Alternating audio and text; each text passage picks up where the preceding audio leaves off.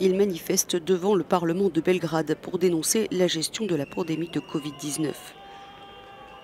Ils ont commencé il y a 5 jours. Les heurts ont été violents avec la police. Des arrestations ont eu lieu la semaine dernière.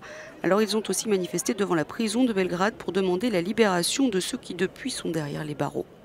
Le gouvernement, critiqué à la fois pour avoir levé le confinement trop rapidement et pour avoir voulu de nouveau imposer un couvre-feu le week-end dernier, n'a rien dit concernant ces prisonniers et se focalise sur l'épidémie.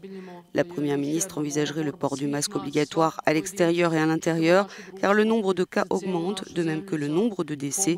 Les hôpitaux à Belgrade seraient déjà saturés. De plus en plus de villes et de régions d'Europe réimposent certaines restrictions sanitaires. Au Portugal, le gouvernement a décidé lundi de prolonger d'au moins 15 jours les restrictions imposées à la région de Lisbonne, qui a enregistré 80% des nouveaux cas.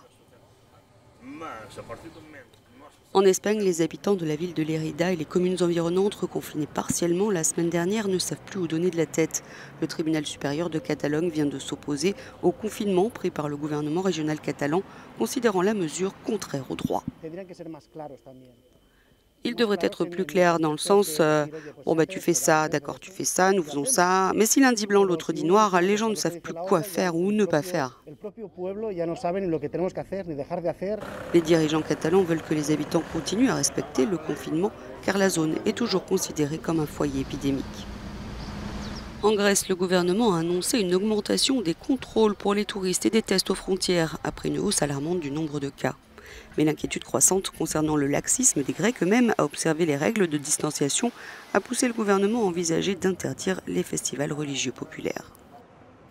En France, depuis un arrêté du 11 juillet, il faut savoir que les pharmaciens sont désormais autorisés à réaliser des tests TROD, des tests sérologiques capillaires rapides pour vérifier la présence d'anticorps de Covid-19.